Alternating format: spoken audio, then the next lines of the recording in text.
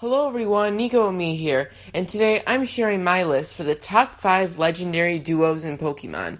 At first you might be wondering, what do you mean by legendary duo? Well, I mean the cover legendaries, and every legendary that's associated with another one. They're paired together. Latios and Latias, the Manaphy and Fion, or whatever her name is.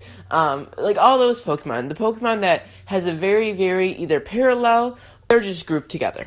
Make sure to comment your top 5 legendary duos in the comment section below. I'll be doing my top 5 trio legendaries tonight, so make sure to subscribe. And if you haven't seen this like the day it came out, check the link below and you can see my top 5 trio legendaries. At number 5, I have Latios and Latias. Latios and Latias were from Ruby, Sapphire, and Emerald, and they were the only roaming legendaries in that game. And I really like the idea of roaming legendaries. I like the idea where you have to go around and try to catch these Pokemon that are on the loose, and they're legendary too. So it makes it really, really cool, and even though this wasn't the first time we had roaming legendaries, the idea was still cool. And I think the idea of Latios and Latias being these not really the typical dragons, if that makes sense. They're not really like these beefed up, fire-breathing, disastrous monsters. They're kind of like cutesy. Latios is a little more cool, while I find Latias cute.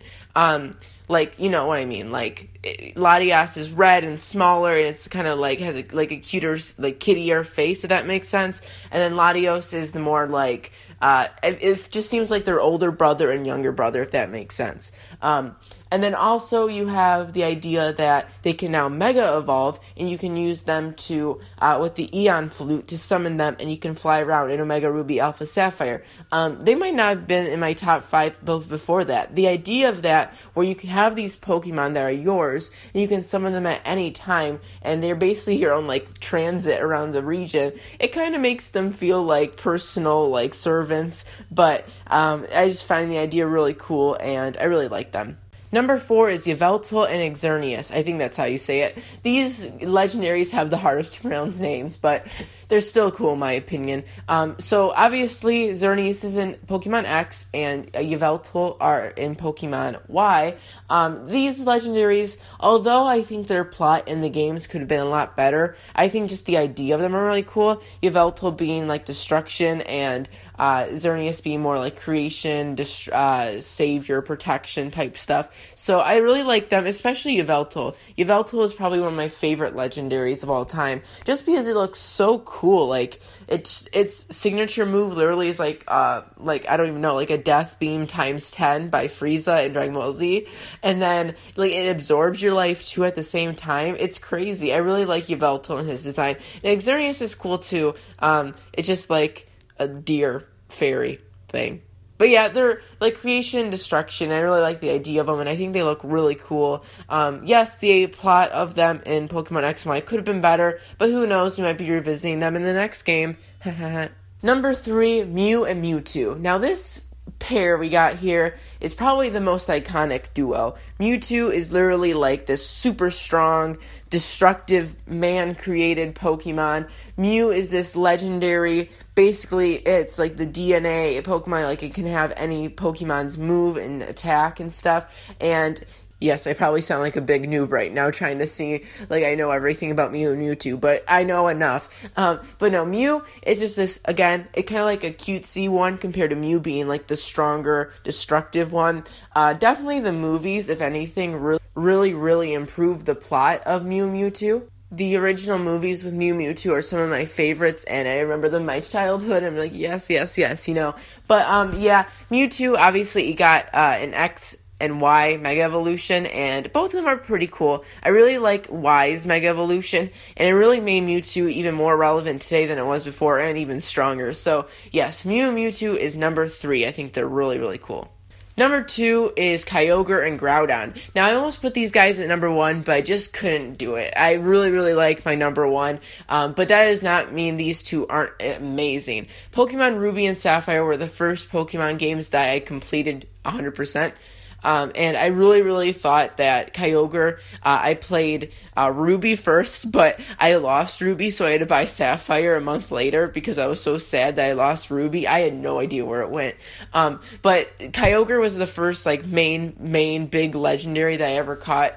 I could have caught Groudon, but I'm clumsy and lose all my stuff. But yeah, Kyogre especially is my favorite just because it's like a killer whale water destructive little thing, and Groudon of course too looks like Godzilla with fire. I don't even know what it's supposed to be based off of, but it's really cool. And the idea that Kyogre like commands the sea and Groudon is with the land, and the whole plot between ground and sea and earth and sea, in Ruby and Sapphire, I know that doesn't correlate completely with Kyogre and Groudon, but it really made the plot super cool, and it made catching these guys like even more and like just earth shattering, because you really had to catch these guys like to save the earth. So catching these guys and then using them afterwards was so cool, because like you just saved the world and you caught like the strongest Pokemon alive. So it felt really epic catching these guys and then having them in your team, and even in your PC you're like, wow, I saved the world and caught them.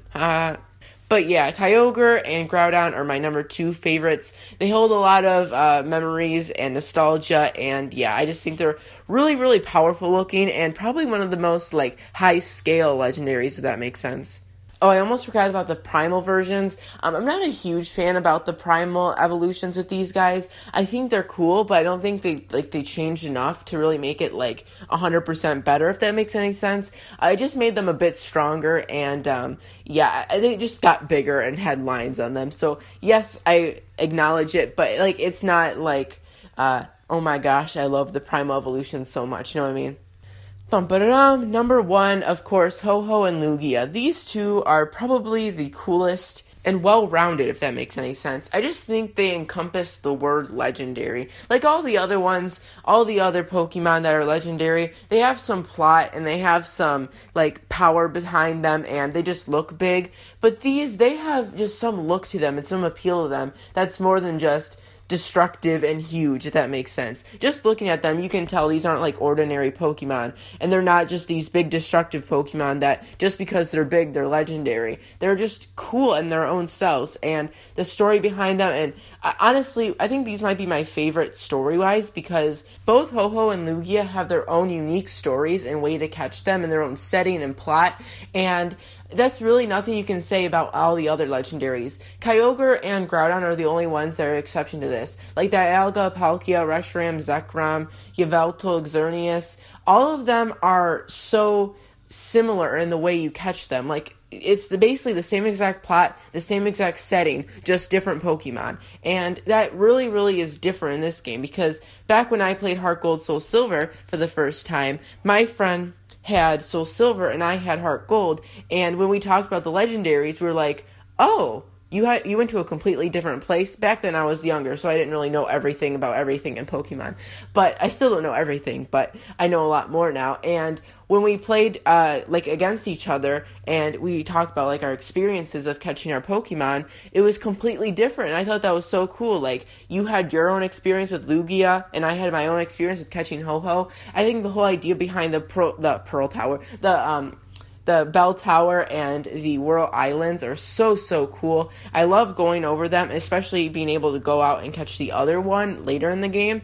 I just thought it was so cool, and I really enjoy their designs. Lugia and Ho-Oh, like I said, they're not just huge monster Pokemon that look strong, so that's why they're legendary. They have some type of aura and spirit and like lore behind them that makes them so unique and legendary without having to be the typical legendary aesthetic, if that makes any sense. And the powers are really cool. I love their unique signature moves, and I like their style and their typing. I think Lugia should be Dragon Water, but I mean, it is what it is. But yeah, I really enjoy these Pokemon, and they're probably my favorite legendaries of all time, and definitely my favorite legendary duo. Thank you so much for watching. This has been Nico Me. I'm going to be making a top 5 legendary trios later tonight, and I'm going to make my top 5 legendary baby Pokemon tomorrow, and my top 5 legendary Pokemon of all time.